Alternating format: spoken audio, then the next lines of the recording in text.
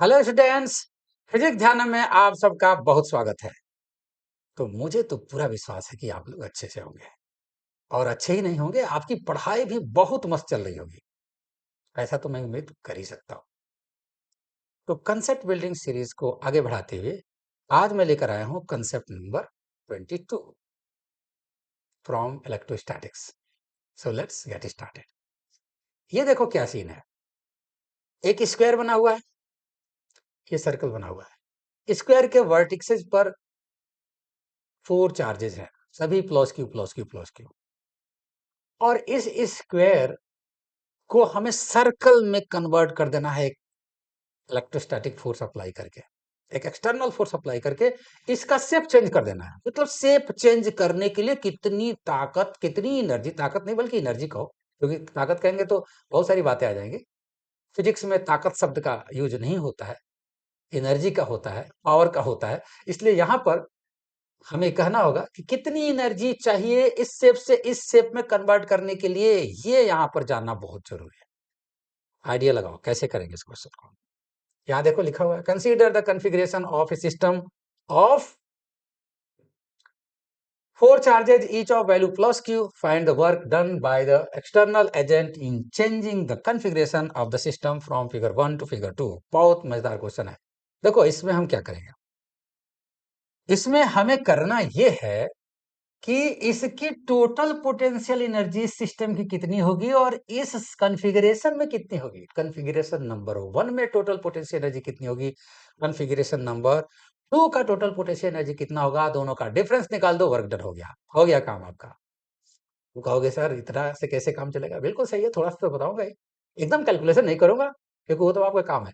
ये देखो क्या करना चाहिए हमें, थोड़ा हम आगे बढ़ते हैं। ये जो शेप है, स्क्वायर शेप है, ये देखो, थोड़ा कलर को हम चेंज करते हैं। पहले तो हम इस कलर को चेंज करते हैं और हम ले आते हैं आपका ये कलर। इस शेप में loss Q charge, loss Q charge, loss Q charge, loss Q charge सबका मान लेते हैं। साइड की लेंथ ए है, ए है, ए मान लो, स्क्वायर है ना, ए मान लो। यहां पर आपको मैं एक चीज बताऊं, यहां साइड कितनी लेंथ है वो मेंशन नहीं है, हमने उसकी साइड ए ले लिया। और यहां पर इसका, इस कॉन्फ़िगरेशन में इसकी रेडियस आप ले सकते हो, आर ले सकते हो, रेडियस तो आप निकाल ही लोगे। तो मैं कह रहा हूं कि इस केस में टोटल पोटेंशियल एनर्जी इस केस में क्या होगा, इस कॉन्फ़िगरेशन में। तो जरा देखो, u in the first case, इसको अगर 1 माना जाए, 1 2 3 4 ऐसे मान लिया, तो u 1 2 के बीच में 1 2, फिर 1 और 3 के बीच में 1 3, फिर u 1 और 4 के बीच में। अब देखो एक ये हो गया, फिर इसका ले लो प्लस u 2 3 के बीच में, फिर 2 4 के बीच में, ये भी हो गया, फिर प्लस u 2 3 हो गया, 3 4 के बीच में। कितना हो रहा है ना टोटल पोटेंशियल, देख लो। 1 2 के बीच में हो गया, 1 3 के बीच में हो गया, 1 4 के बीच में हो गया, 2 3 के बीच में, 2 4 के बीच में, 3 4 के बीच में। ठीक है, 1 4 और 4 1 एक ही हुआ, 1 3 3 1 एक ही हुआ, 1 2 2 1 एक ही हुआ। ठीक है, इस केस में इतनी, और आपको पता है पोटेंशियल एनर्जी कितनी होती है।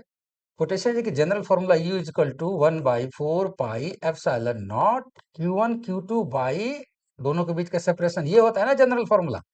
यहां पर इन दोनों के बीच में अगर आप U12 निकालोगे, U12 निकालोगे तो 1 by 4 pi epsilon not into 1 2 के बीच में चार्ज Q और Q है, Q स्क्वायर बाई दोनों के बीच का ये सेपरेशन A। उसी तरह दोनों के बीच में 1 3 निकालो, दोनों के बीच का सेपरेशन 1 4 निकालो, 2 3 निकालो, और 2 और 4 के बीच में जहां तक मामला आएगा वहां पर ये डिस्टेंस लेंगे, ये वाला, ये वाला कितना होगा, अंडर रूट 2a। पाइथागोरस से अगर ये पता है, ये पता है तो इसको पता है। उसी तरह ये वाला 1 और 3 के बीच में हम लेंगे, 1 3 के बीच में लेंगे। देखो 1 3 के बीच ये वाला सेपरेशन, तो केवल क्यू स्क्वायर तो सब में होगा, ये तो कॉमन होगा, और यहाँ पर आपका ये चेंज होता रहेगा according to the distance between two charges. तो इस केस में आपके पास इतना तो हो गया, ये देखो, मतलब हमारे पास फर्स्ट कॉन्फ़िगरेशन का टोटल पोटेंशियल एनर्जी ये हो गया। सेकंड कॉन्फ़िगरेशन यहां पर है, जरा इसको हम लेते हैं, ये फर्स्ट कॉन्फ़िगरेशन का एनर्जी हो गया। सेकंड कॉन्फ़िगरेशन की एनर्जी क्या होगी वो जरा हम देखते हैं।